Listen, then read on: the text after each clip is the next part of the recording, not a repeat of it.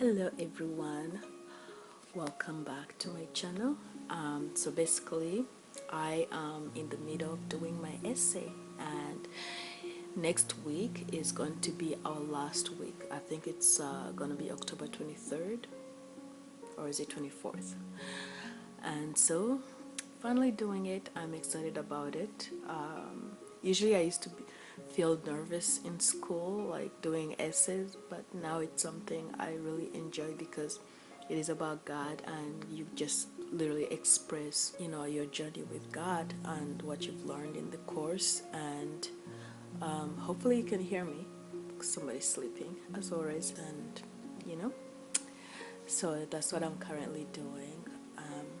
Yes, it's almost the end of the course. Actually, next week, that's when we did the essay. Yeah, it's the last week of that course, and then we're gonna enter into a new course. Experience so far has been amazing. Like, I've learned so much. Like, the way they break down the Bible is just so amazing. Like, I've learned a lot, and I can't really put it in words. Yeah, so last night we had a very good discussion about a hot topic that everybody is afraid to speak about. This one lady was struggling with something, and like I felt like saying something, but I was so scared because last night, I'm gonna put a little clip. I was bawling in tears, and I was talking about fear. Like, I'm so overwhelmed with hatred for fear. Like, I hate fear. It is something I'm definitely being delivered right now. Like, I wish I looked into these things a while ago, growing up as a teen. So hello, yes, I changed up a little bit. This video is basically going to be about the spirit of fear and how to combat it and be delivered from it. The moment you realize that there is something is wrong with you, I believe that that's the first step of healing and deliverance. The moment you realize something, that means there is a chance of doing something about it. When you live in ignorance and in denial, you're just keeping yourself from becoming a better you. You're keeping yourself from deliverance that God wants for you. And for many years, I didn't know that I had a spirit of fear. That I just always thought that I'm just an unwanted person, and everyone that meets me has bad thoughts of me. Another thing that I struggled with that kind of led this on for so long is I never believed in myself. I beat myself up so much because I always believed what other people thought of me, and that hindered me from being the person that I could have been. It hindered me from moving where God wants me to be, because every time God gave me a vision or to do something, I always had to think about what people would think about the action or what I'm going to say. So I never ended up doing what God told me. Yes, I've lived a life of disobedience towards God, towards myself, and towards whomever actually believed in me, that thought that I could do better and that I'm worth more. Sometimes we give people too much power, and we let them define us. They don't know anything about us, and they may think that they know us. In fact, they don't know us at all, because they themselves are just discovering themselves. So before I start, I want to start off with a scripture in First Timothy. So First Timothy verse 7. For God gave us a spirit not of fear, but of power and love and self-control. When you lack self-control, you are literally vulnerable to anything. So lacking self-control, I lacked self-control. I didn't know how to let go of things. I didn't know how to go about the emotions. So yes, for God gave us a spirit not of fear but of power and love and self-control. Once the enemy strips you of this verse, like you're done, you're out for slaughter by anybody and anyone, and even yourself. Many of us go through depression because we are lacking all these things, like the love of God and self-control, because when you allow people to hinder you from what you want to be, you start to hold on to resentment, you start to hold on to anger, you start to hold on, and you start to hold on to all these negative emotions that you are even still scared of expressing to those people. Like it can lead you into depression and self-harm, because you hate the way you feel so much that you start to resent people, that you begin to hate yourself. When you're missing God in your life, you are literally missing guidance, you are missing freedom, you are missing life itself, like, because God is life, and once you remove him, you feel like you have no purpose of living anymore. And I'm speaking of this because this is how I was feeling. This is how I was led to feel. Like, I do not want to blame people anymore, but they have planted that foundation. So I was born in Uganda, and I lived with my mom for a little bit till maybe I was like 5, 6 years old, and then she came here to Canada, and so I was sent to live with my father. My father had another person in his life.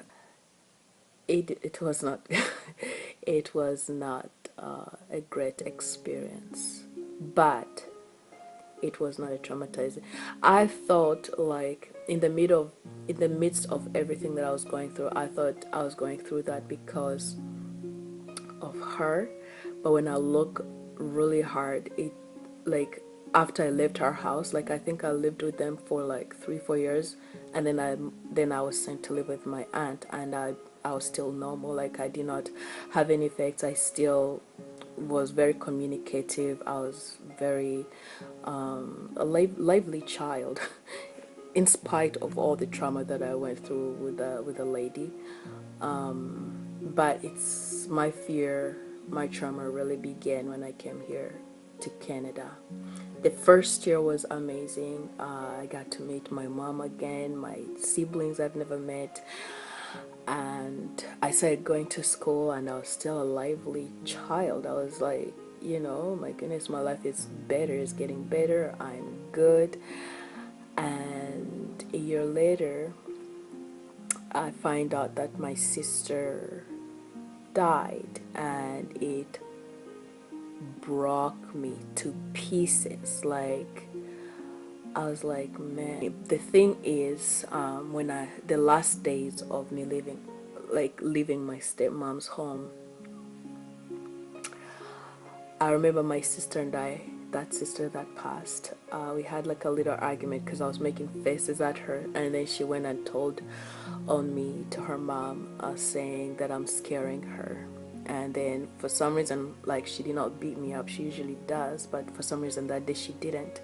And the weather outside seemed so different, like there was some sort of peace to it, like there was like someone extra there, but we just can't see them. It's really weird. Please bear with me, I'm not crazy. If you know anything about the things of God, you know that there, like, with God nothing is impossible. Like, when it comes to the spiritual world, everything exists. So she came outside and she asked me to play with her, and I ignored her, because she told on me. Normal things that kids do. But I was never like, "Ooh, I hate you," there. Like, she was my friend. As far as I knew, like, she was the only friend I had, because we were always locked inside, not really allowed to like play. Well, I don't even think there were other kids to play with around. I don't know, but there wasn't anybody else to play with, so she was the one I was playing with.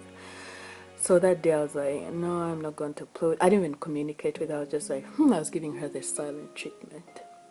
And she was bothered by it. And she felt bad for telling on me. I remember her face. And then, so I was on a balcony. I think it's called balcony. I don't know. But like on a shade or something. And I was coding, like, drawing something on there. Like it wasn't really done yet.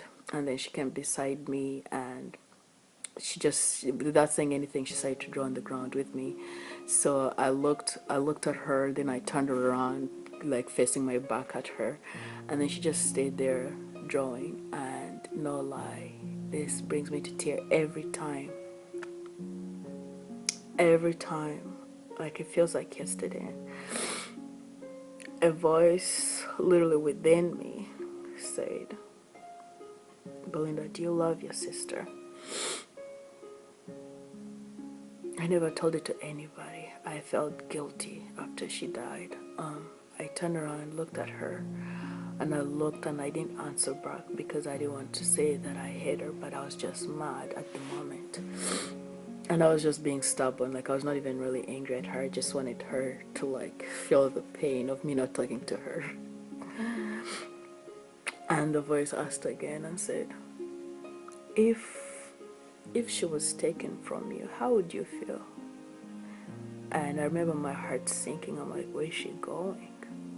Because you see, when you're a kid, concept of death does not, you just don't understand it very well. And I looked at her and I kept quiet. I did not answer to that voice. I remember there was, like, beside us, like, while we're like on the volant, what do they call it? Like, it's a staircase or whatever it's called. Beside us was a garden, and I felt like the wind walking through the garden, like, and resting on her. And she looked at me. She looked so different. Like, she looked so different that I wanted to cry. Like, I'm going to miss her. So I turned around towards her and I started to like draw with her, and then we started talking and smiling. And then the voice is like, don't be mad at her. Something. Like, I was not communicating back with it, but I could hear it. So I started talking to her, then we started walking around the house and playing and everything like that. So when I found out, I didn't even find out through my dad or anybody. I felt it would have been right that they contact me and talk to me. I feel like I would have felt like I'm going through something with somebody, but I just felt like nobody cared. Nobody cared about me from the beginning. That's how I felt. Like, these people really hated me, that they wouldn't even talk to me and cry with me. Concerning my sister, they told my mom. I remember that day my mom came in to the house after work. It was late at night. I had my two younger sisters with me in the kitchen. We were playing and everything, and as my mom pulled into the driveway, all of a sudden the atmosphere in the kitchen changed. Like, I knew I've lost somebody. So as soon as she walked in and she saw us sitting on the ground there, we were singing about Jesus something. And that was before we even really started going to church. We were going, but not really, And my mom walked by, and as she was going to this living room, she's like, oh, by the way, one of your sisters died. And immediately I knew who she was talking about. And I said, Lydia? I don't know why. Like, when I said out loud, like, I was in shock, and like this pain in my stomach, I felt like my heart was dropping to my stomach. Like, my guts were falling out, and my head was spinning, and my brains were falling out. Like, and I was literally coming out of my body and just in shock. And my mom turned around and she's like, did you know? I'm like, no. And I didn't want her to answer. I didn't want her to confirm what was being revealed to me in the spirit. I didn't understand it then, but now I know that it was revealed to me in the spirit. I remember, like, just walking up the stairs and into my bed, and I'm gonna wake up and everything will be fine. and just think about all this being a dream. So I woke up the next day. My mom was like, "You okay?" I went to school, and I remember like in class, I came from like to sitting in a corner where we put our shoes, and I was not talking to anybody. I didn't know what I was going through. I don't remember what I was thinking or doing. I just remember not talking. And my teacher came to me and she's like, "Are you okay?" And I looked at her and I just kept quiet. Kept quiet. I remember at recess I didn't want to go outside. I wanted to stay inside. But then the teacher found me and she's like, "You have to go play outside." And, because after that, I never communicated with them. But I remember like they approached me and I just didn't have anything to say to them. I was so broken. So broken. So broken. I was just like, I was playing with this girl every single day. I would try to save her from things. I remembered all the bad things that I've done, to her, and I was like, I hated myself. And when I say bad things, meaning I'm not playing with you today, but then we end up playing, or if she tells on me, like I would tell on her, and like those type of things. Like I felt really guilty ever doing anything wrong, ever upsetting her. I never wanted to do it. Like I remembered our last conversation. She's like, I told her that I was going to Canada to live with my mom, even though I could not comprehend what that, Canada and being over here. She's like, "Can I come with you?" I'm like, "Your mom will be mad. You're gonna miss her." She's like, "No, I wanna come with you." I'm like, "Yeah, you know what? When I get there, I'm gonna tell my mom to bring you, and then we're all gonna stay there." And she's like, "Yeah." She's like, "Brenda, don't forget me." And for some reason, that last word kind of like smashed my heart. And for some reason, I gave her a hug. We never hug, but I hugged her. And she's like, "You're my best friend." But in Luganda, but I know it means best friend. And my dad had to take me that day, and I went to live with my aunt. Then I came back, and she looked kind of different. Like her hair was relaxed, and she was a little bit taller. And for some reason, and then she smiled at me, but for some reason, I felt like that was the last time. I didn't know that it was a real goodbye, but I felt like that was like the last time. I'm like, I just thought like because I'm going to Canada, but I felt like that was the last smile I was going to see. Fast forward, so I became vulnerable.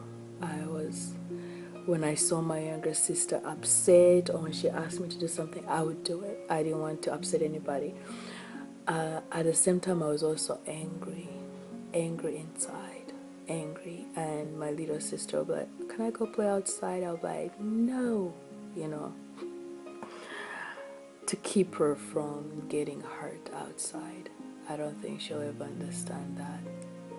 So then I started to play a mom role, which was I shouldn't have done. I started to play a mom role on everybody. The particular person in my life, I don't want to mention who, I became very vulnerable to them, and they really took advantage of that, and this is where fear began.